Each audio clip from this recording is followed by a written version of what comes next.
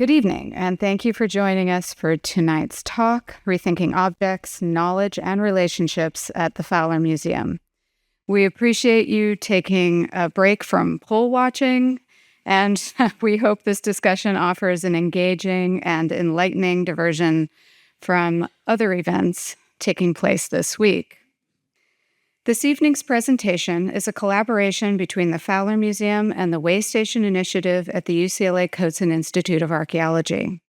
I'm Lisa Stapleton, and I'm the director of the Waystation, which is a relatively new program that responds to the growing need for knowledge and training related to the international repatriation of cultural objects.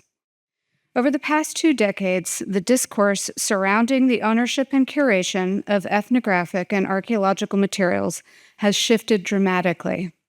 Institutions and individuals alike are increasingly recognizing the complex legacies of war and colonization that accompany many collections.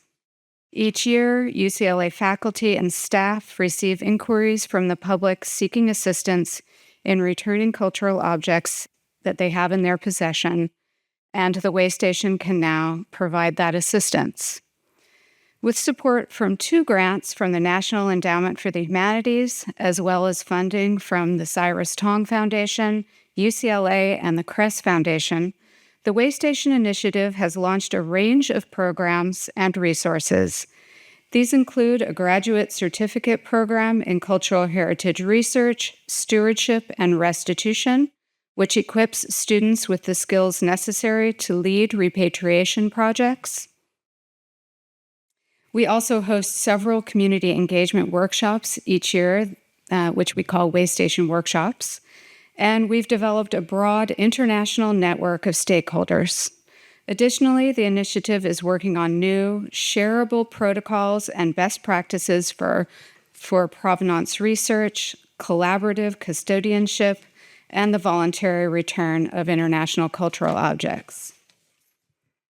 We envision tonight's talk as the first in a series that will feature scholars, museum professionals, and other experts engaged in repatriation or other cultural heritage projects that have recently captured public attention and received media coverage.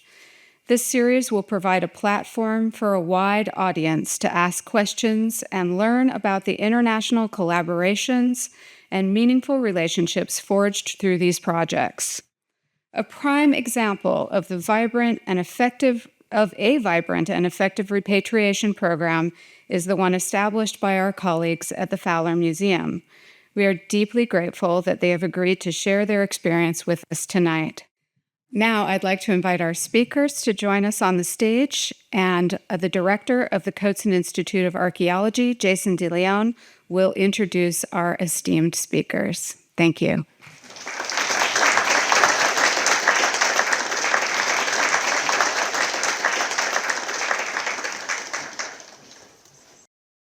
Good evening. It's great to be here for this event. My name is Jason DeLeon. I am professor of anthropology and Chicano at Central American Studies here at UCLA and director of the Coates Institute of Archaeology.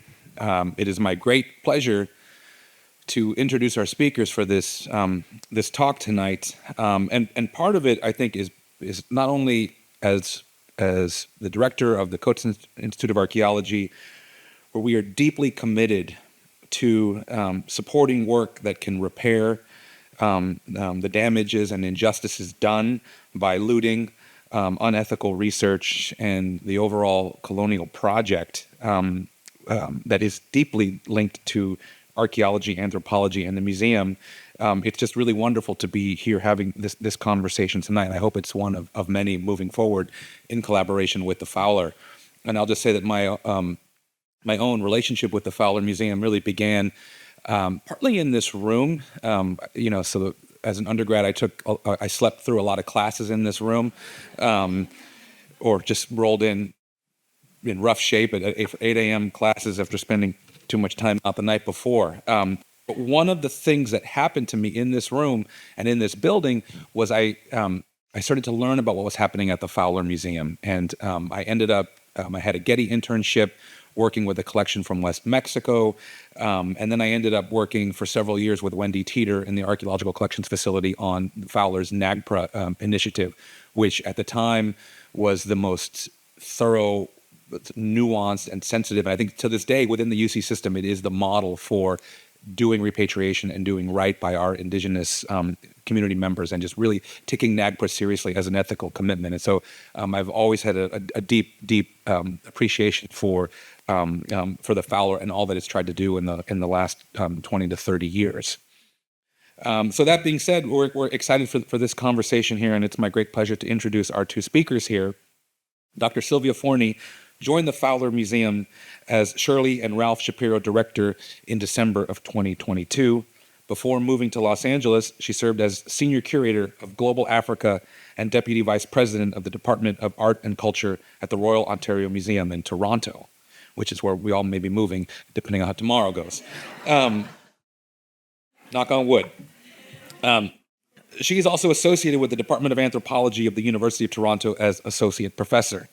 She's the author of numerous essays and book chapters.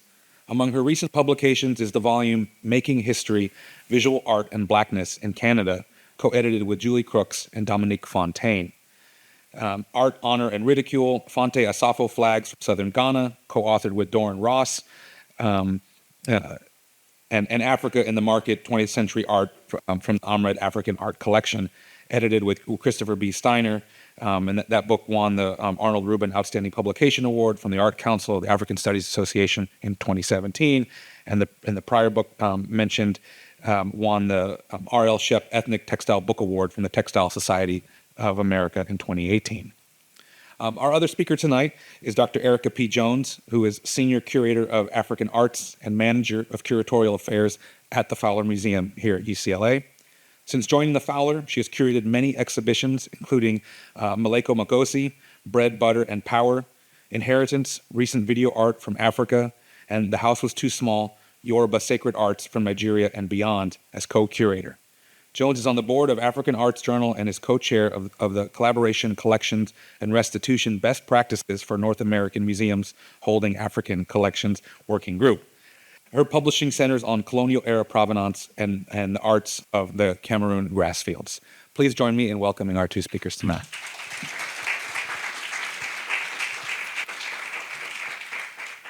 Thank you, Jason. Thank you, Lisa. It's very strange to be introduced from that podium where I usually introduce speakers, but it's kind of nice. So thank you all for being here tonight. Over the last 4 decades, museums have lost some of their sheen as authoritative institutions to become sites of contestation and critical assessment. Since the late 1980s, issues of representation, race, power imbalance, and the disconnect between outward messaging and behind-the-scenes museological practices have come under the scrutiny of scholars and cultural activists, and more recently, the general public.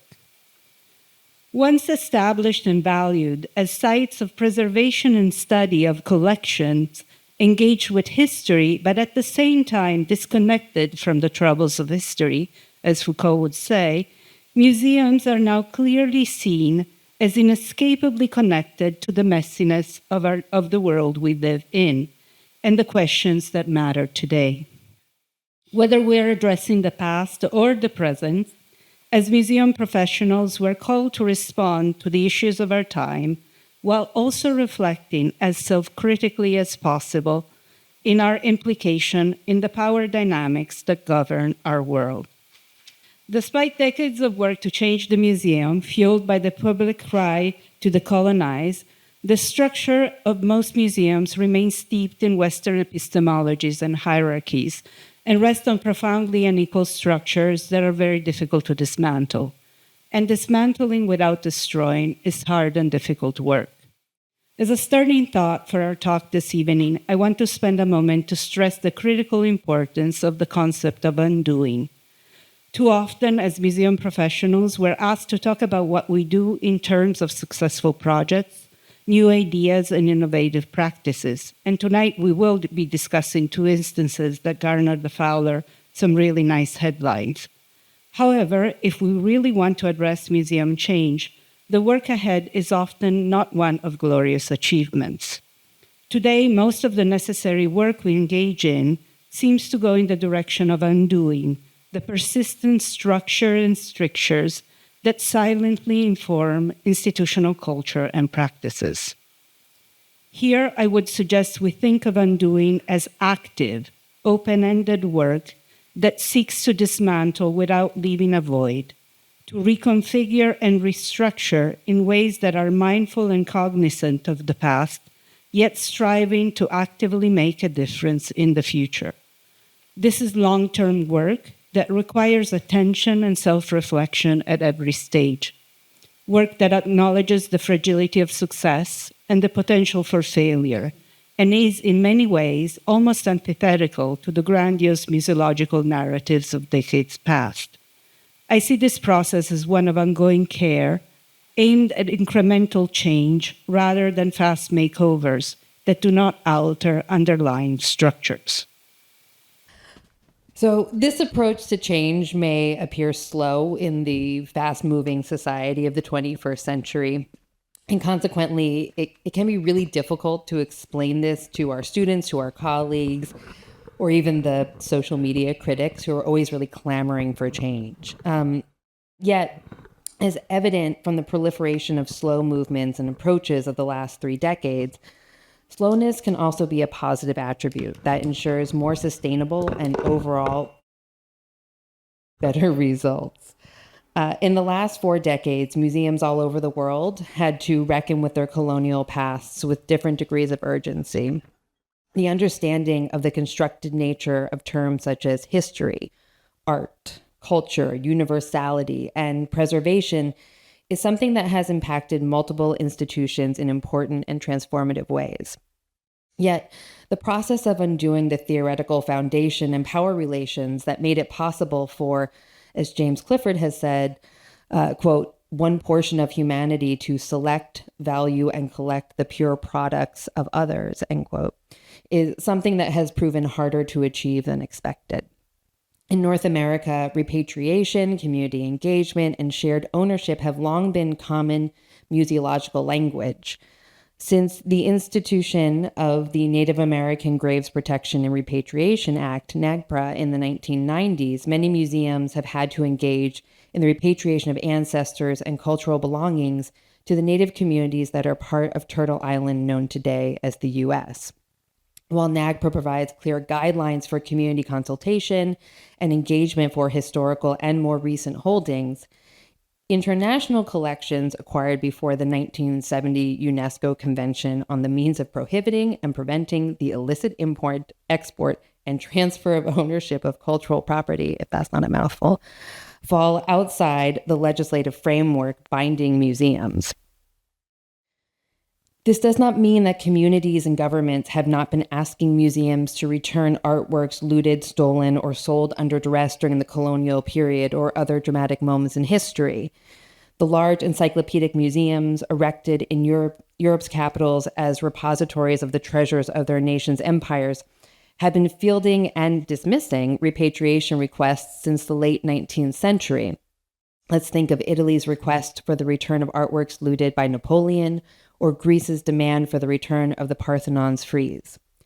In addition, since the mid-20th century, many newly independent African nations have been clamoring for the return of artworks taken to the metropoles by colonial officers, soldiers, travelers, and researchers.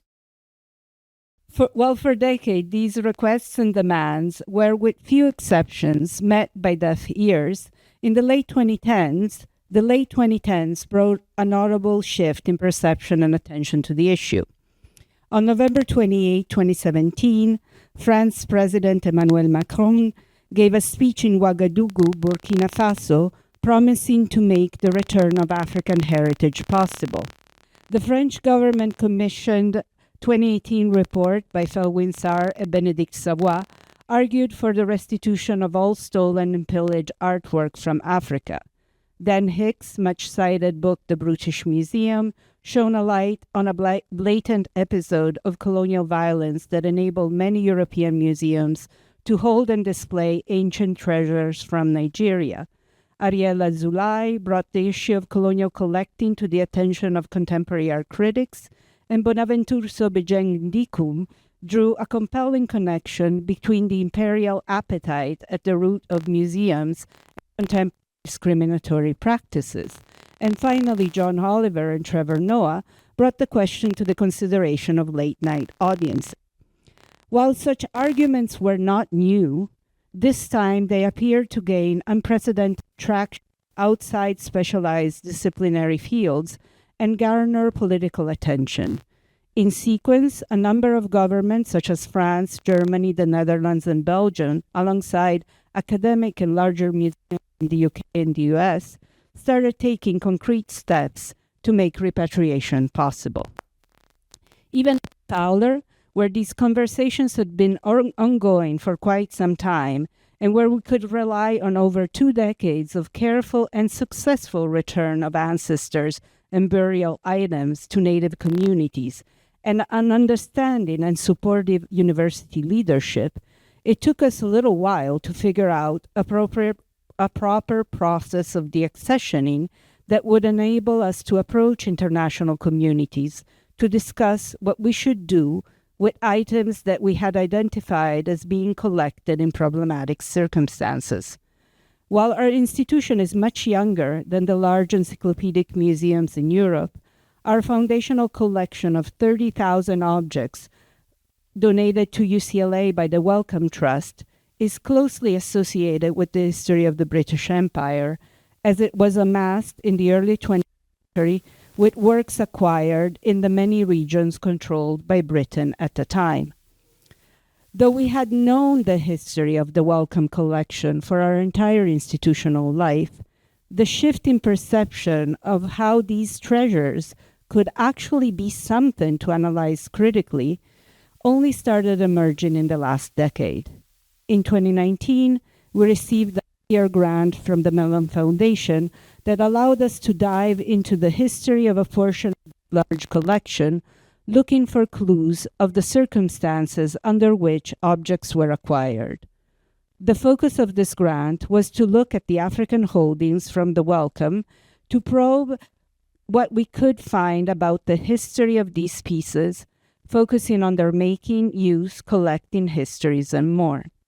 The 2 restitution cases that we will talk about tonight are both tied to this early collection, which can be seen as a microcosm of colonial collecting, ranging from loot to purchases, which in the late 19th and early 20th century underscored through the one-directional flow of artworks, the fundamental distinction between center and peripheries.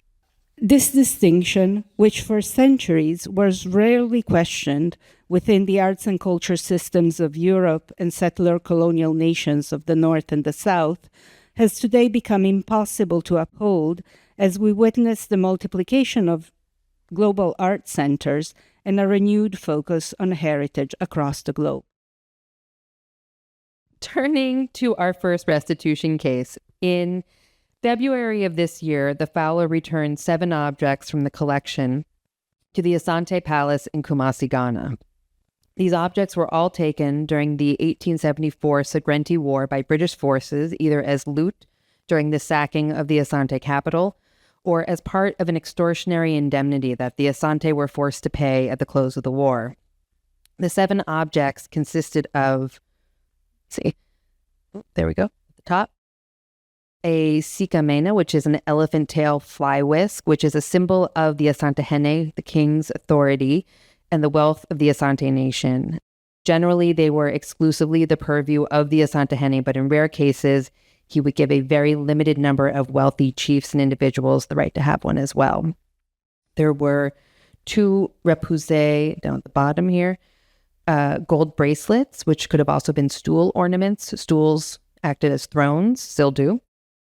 A repousse necklace that could have also served as a stool ornament. And it's sort of hard to say whether they're stool ornaments or actual necklaces because these came to the Fowler mounted on velvet by the British company Garrard and Company, who had sold these in 1874. So this mounting obscures how it was previously used. There were 2 sets of gold beads that you see up in the top corner. And then the final piece is an asipim-style chair that was generally reserved for high-ranking Asante individuals. And this one is notably small in comparison to what we see today, which is actually more in keeping with the style of the 19th century. When our consultant came to see it, he just saw the chair for the first time and was like, this is tiny. And it was like, yeah, this is 19th century style. So these 7 objects were part of this 1965 donation from the Wellcome Trust. And in 2019, at the beginning of this Mellon Grant, we began scanning all the documentation that came with the 1965 gift. And we discovered that this documentation contained a lot of information that for one reason or another had never made it into our digital database. And so in that scanning project, we came upon a group of cards with 2 types of descriptions related to 1874.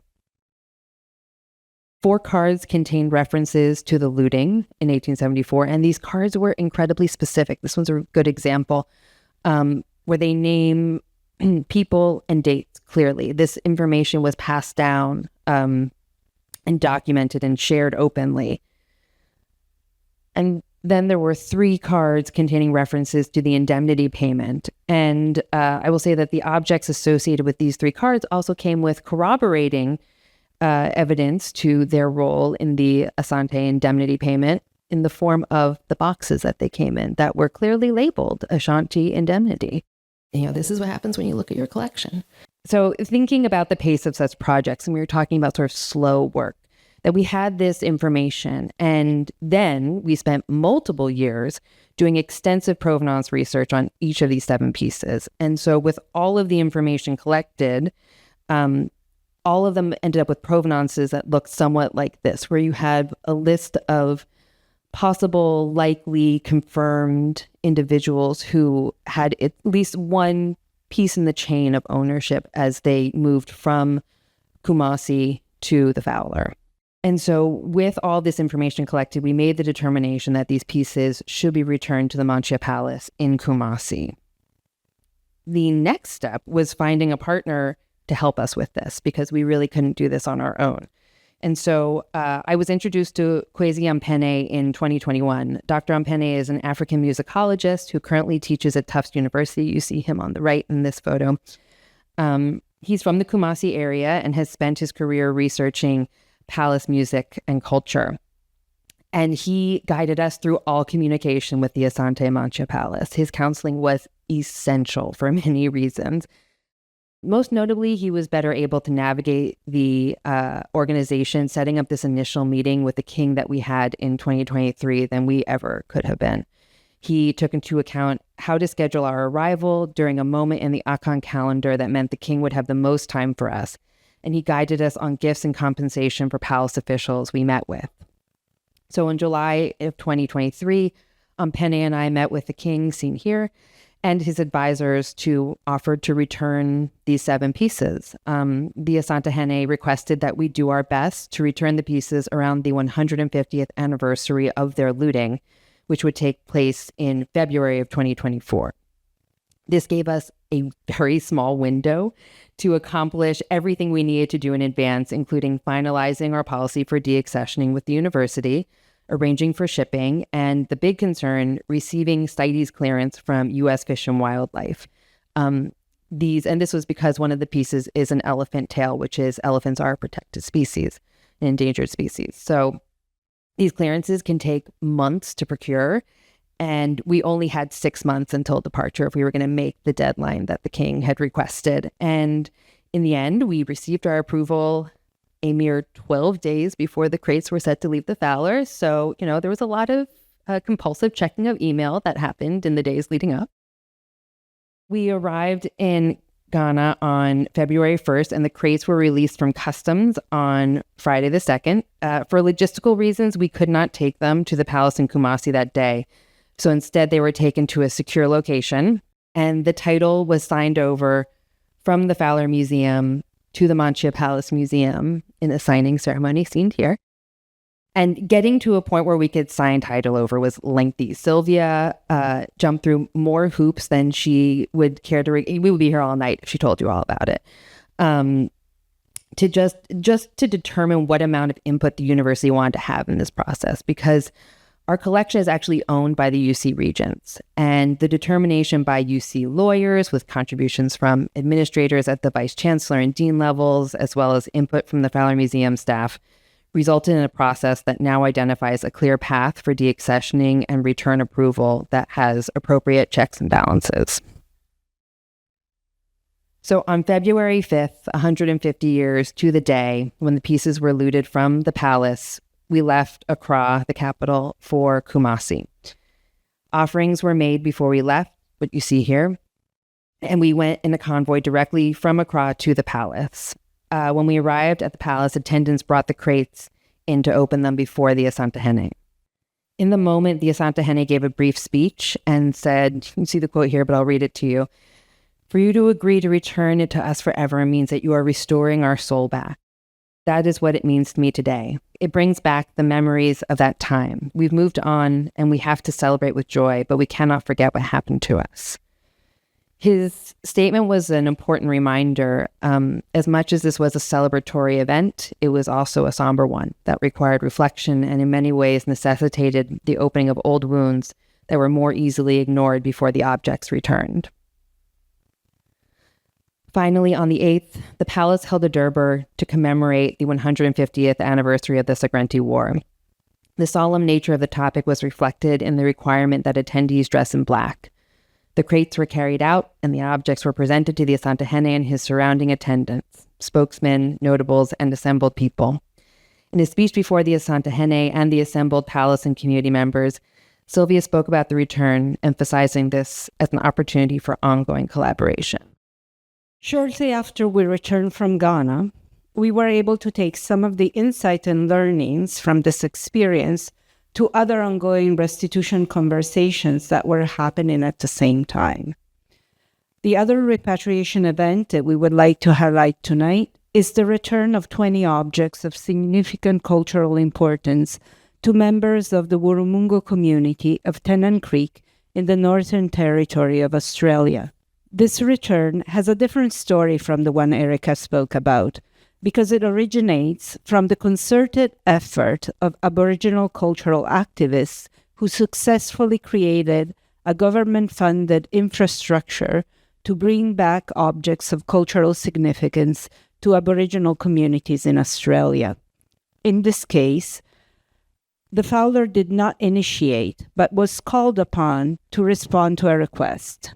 In 2021, representatives from the Australian Institute of Aboriginal and Torres Strait Islander Studies, also known as AYATSIS, contacted us asking information about our Aboriginal holdings.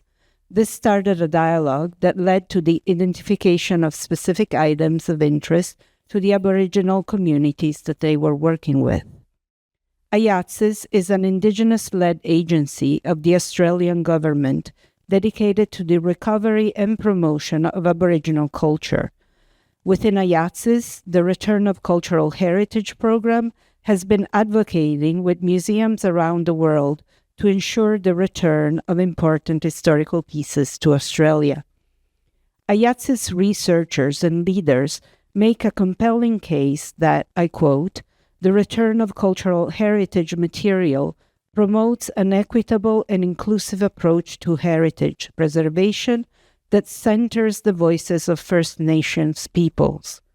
In embracing the repatriation of cultural heritage material, we affirm our commitment to the shared heritage of humanity." End quote. AYATSIS works with both museums and communities to identify significant historical pieces that embody ancestral knowledge and practices.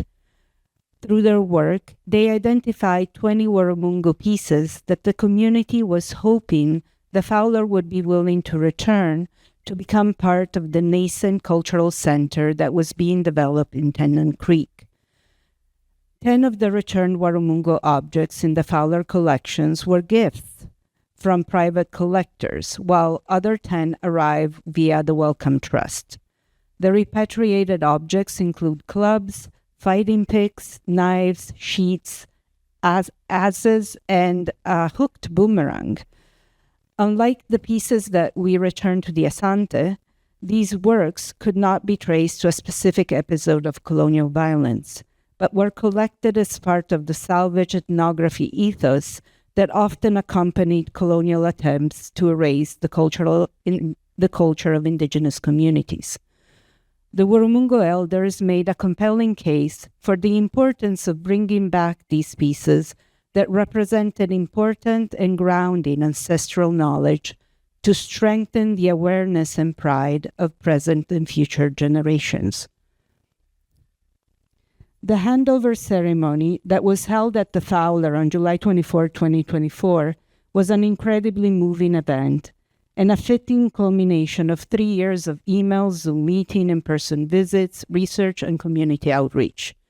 These pieces are now in Australia, unconditionally returned to Warumungu Jinka Nyunyu Art and Culture Center in Tennant Creek, where they're now cared for in accordance with the traditions and customs of the Warumungu community.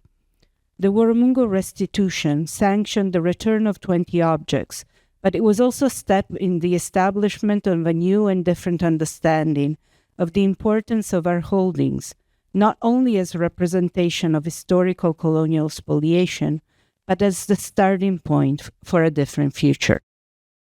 What both the Ghana and Warumungu restitutions have in common is that they are neither the beginning nor a conclusion, but a significant step in a new and hopefully long-term relationship.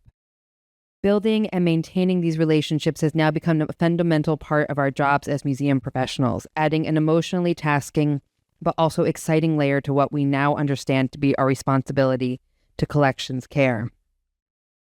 After the February return, Silvia and I returned to Ghana to celebrate the Silver Jubilee of the Asantehene and to visit the 7 pieces now installed in the newly appointed room in the Palace Museum alongside pieces on loan from the UK.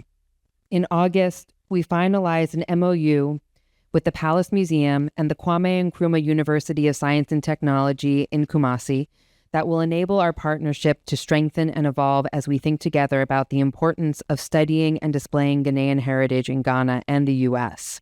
With Ayatsis, we're planning a second repatriation, this time to the Larrakia community, and this is a flimsy card of one of the pieces from the Wellcome Trust from the Larrakia community. This will likely happen in April in conjunction with a restitution conference that is currently being planned by the Coates Institute. That will be a chance for our Ayatsis colleagues and community elders to become further connected with the UCLA community. We're also working with the Indigenous Repatriation Group of the Office of the Arts, another Australian agency, to return 3 ancestors as part of a larger repatriation ceremony from 4 California institutions that will take place at the Fowler this Wednesday. In addition, we're currently establishing an MOU of care with the Haida Gwaii Museum, which may or may not lead to the return of objects, and planning an exhibition with representatives of the Maori Te Wakatohia Iwi, who have been visiting our collection for a couple years. All this is to say that in our experience, when it comes to the return of objects to their community of origin, there is very little to lose and much to gain. That said, if we think of the return of objects as a generative action that has the potential to repair and reframe the relationship between institutions in the global north and indigenous communities worldwide, we also need to acknowledge that this fundamentally changes the way we do our work in museums.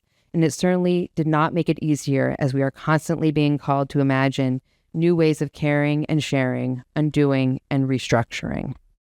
In discussing the colonial and capitalist nature of the Occidental cultural and political categories and institutions and their claim to universality, Ian Chambers suggests that the only possible way to save the archive from its self-destructive destiny is to acknowledge and free ways of thinking that have been historically repressed in the authoritative narrative of the West. And I quote, "Authority will have to be renegotiated, decomposed, and recomposed, sometimes to lower its voice and touch silence, always to rework itself in the light of what exceeds its grasp.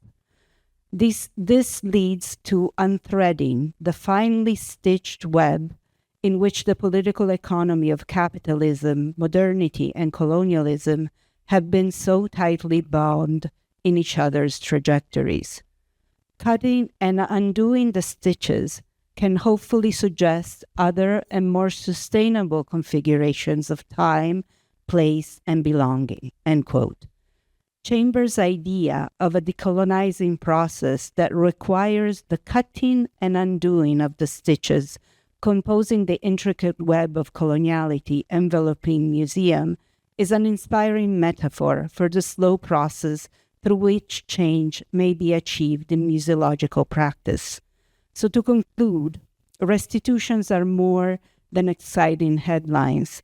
They are the tip of the iceberg of our current rethinking of museum work as a space of continuous learning and undoing. It is about accepting that we are embarked in a journey that may not reach an exciting destination, but it's valuable in of itself. Means accepting that certain rifts and scars will always be visible, and that we need to learn to live with them and make them part of the way we think of our work. Means accepting the condition of living in a constant state of critical discomfort and embracing the opportunity to learn and grow through it. I turn to Wayne Modest's words, and I quote, "The museum of today is an uncomfortable space. You're constantly on the tip of your toes, not knowing, am I doing this right? Did I mobilize the right this or that?" But discomfort is a generative space for us to imagine another kind of museum practice in the future. For me, this would be one particularly generative conjuncture in Stuart Hall's sense, that moment when politics come together with a certain kind of action in order to reimagine another kind of future. I think we're in it right now, end quote. And in his critical optimism, Modest also offers us another concept and visual metaphor to think about museum work today, that of the Japanese practice of kintsugi, which aims to go beyond the repair of those cracks, but invites us to find beauty and joy in these imperfections. Ultimately, we will never be able to really fix the museum unless we fix the society in which it lives. Yet museum work can in of itself contribute to creating a space where repairs can happen, a space where criticality is associated to creative doing, allowing for the existence of alternative, maybe fleeting, but still so necessary spaces where to imagine alternative and less unequal futures. Returns are an essential parts of this process, whether or not they turn into headlines. Thank you.